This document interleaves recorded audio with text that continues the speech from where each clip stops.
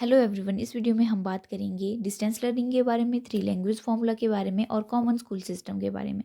तो डिस्टेंस पहले हम बात करते हैं डिस्टेंस लर्निंग के बारे में। डिस्टेंस लर्निंग एक मोड ऑफ इंस्ट्रक्शन है जहाँ पे स्टूडेंट्स और टीचर फिजिकली सेपरेटेड होते हैं, लेकिन learning material, communication and assessment deliver की जाती हैं टेक्नोलॉजिकल प्लेटफॉर्म्स के द्वारा। That include online learning portals, इसमें आ जाते हैं video conferencing tools, email and discussion forums. Broadcast media इसमें आ जाता है, that is TV and radio, printed material etcetera. Scope of distance learning क्या है? फॉर्मल एजुकेशन सबसे पहले आता है।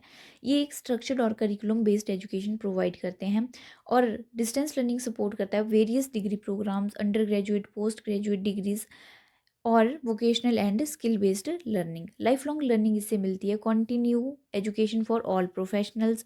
स्किल एनहेंसमेंट के लिए और करियर ग्रोथ के लिए इसमें ई लर्निंग प्लेटफॉर्म्स इंक्लूड हैं, जैसे कि और से है। इसमें video lectures, assignment and quizzes on various topic आपको मिलेंगी। नेक्स्ट हमारे पास स्वयं पोर्टल है, that is study web of active learning for young aspiring minds. इसमें आपको फ्री ई लर्निंग रिसोर्सेज दिए जाते हैं फ्रॉम 9th क्लास से लेके पोस्ट ग्रेजुएट लेवल तक। इंक्लूसिव एक्सेस हमें डिस्टेंस लर्निंग प्रोवाइड करती है। जो भी रिमोट और रूरल मार्जिनलाइज्ड कम्युनिटीज़ के लोग हैं या रिमोट एरियाज़ में रह रहे हैं, उनको भी वो भी एजुकेशन ले सकते हैं। Opportunities for learner with disabilities and working individual and care. Next इसमें आता है global collaboration and cultural exchange. Virtual classroom होंगे, वो फैसिलिटेट करेंगे क्रॉस बॉर्डर एजुकेशन और student can engage with international curricula, instructor and peers.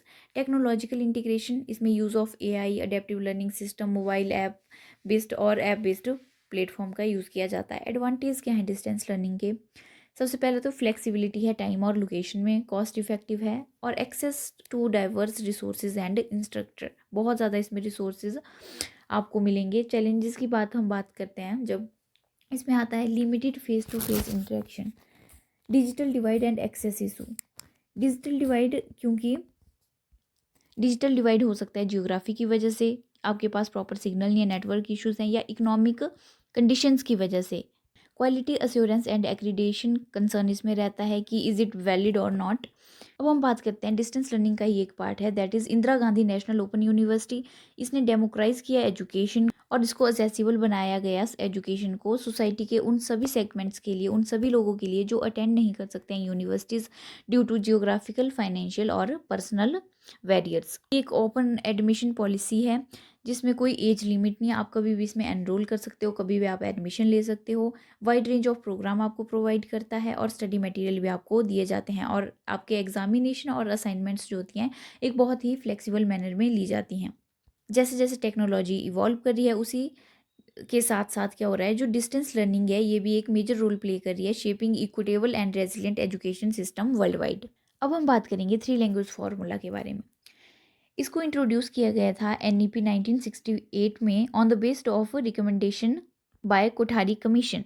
इसको design किया गया था ताकि एड्रेस किया जाए इंडिया की जो लिंग्विस्टिक डाइवर्सिटी है, यूनिटी को प्रमोट किया जाए और रिस्पेक्ट किया जाए रीजनल आइडेंटिटीज़ को। थ्री लैंग्वेज फॉर्मूला एक लैंग्वेज एजुकेशन पॉलिसी थी इंडिया में। इसका एम था प्रमोट किया जाए मल्टीलिंगुअलिज्म को, नेशनल इंटीग्रेशन को एंड कल्चरल प्रिजर्वेशन, और एनकरेज किया जाएगा स्टूडेंट्स को to learn three languages which include regional, national and international.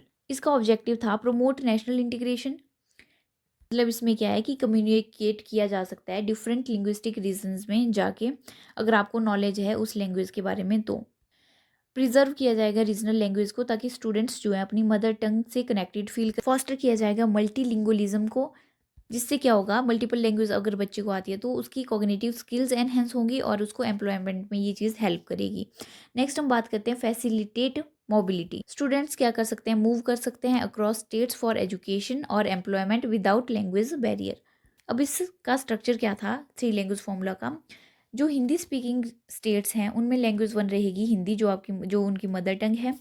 Language 2 इसमें रहेगी इंग्लिश, और थर्ड लैंग्वेज बताई जाएगी इसमें modern Indian, preferably south Indian इसमें बोला गया था। और जो नॉन हिंदी स्पीकिंग स्टेट्स हैं उनकी लैंग्वेज 1 रहेगी, जो उनकी रीजनल लैंग्वेज है, that will be there mother tongue. और सेकेंड लैंग्वेज उनके लिए रहेगी इंग्लिश, और थर्ड लैंग्वेज उनके लिए रहेगी Hindi. National education policy 1986, 2005 and 2020 ने भी बात की गई थी 3 लैंग्वेज फॉर्मूला के बारे में, जिसमें मेनली फोकस किया गया था मदर टंग पे as a medium of instruction till 5th grade. हम बात करेंगे चैलेंजेस जो आए इम्प्लीमेंटेशन ऑफ 3 लैंग्वेज फॉर्मूला। सबसे पहला पॉलिटिकल रेजिस्टेंस। तमिलनाडु जैसी स्टेट्स जो थी इन्होंने अपोज किया imposition of Hindi.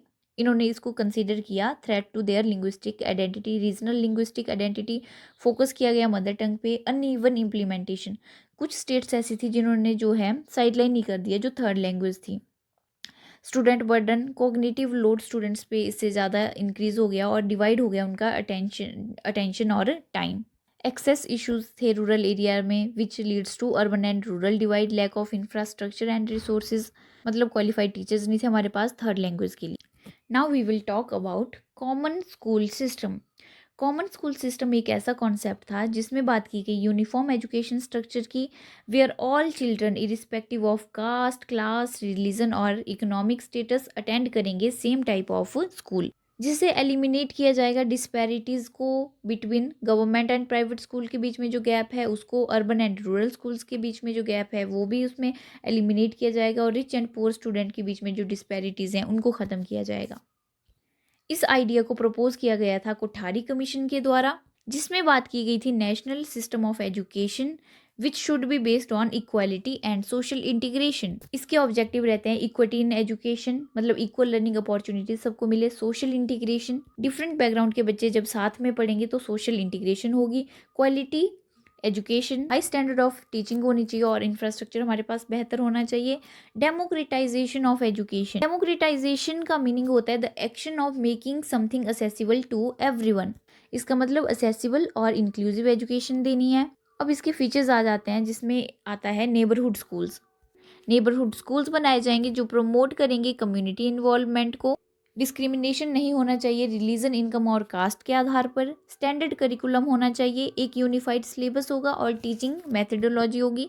Public funding, ताकि कमर्शियलाइजेशन को अवॉइड किया जा सके। चैलेंजेस इसमें हमें देखने को मिलते हैं, प्राइवेट इंस्टीट्यूशन की तरफ से रेजिस्टेंस था, इंफ्रास्ट्रक्चर गैप्स हमारे पास थे, societal biases that favour elite schooling over inclusive model. इसका मतलब ये है, इसका एक मैं एग्जांपल देती हूँ कि जो खुद अध्यापक हैं गवर्नमेंट स्कूल्स में, उनके बच्चे कहाँ पढ़ रहे होते हैं, उनके बच्चे पढ़ रहे होते हैं प्राइवेट स्कूल्स में। तो ये क्या है, सोसाइटल बायस हमें दिखाता है ये कि हम क्या फेवर कर रहे हैं, इलाइट स्कूलिंग को हम प्रेफर करते हैं इंक्लूसिव मॉडल के ऊपर। Next is political and administrative inertia.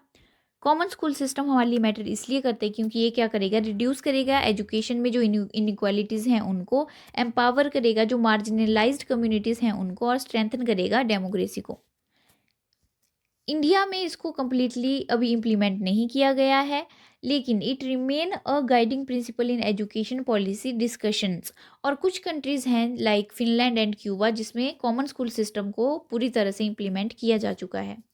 So thank you so much for watching our videos. Stay tuned for upcoming videos.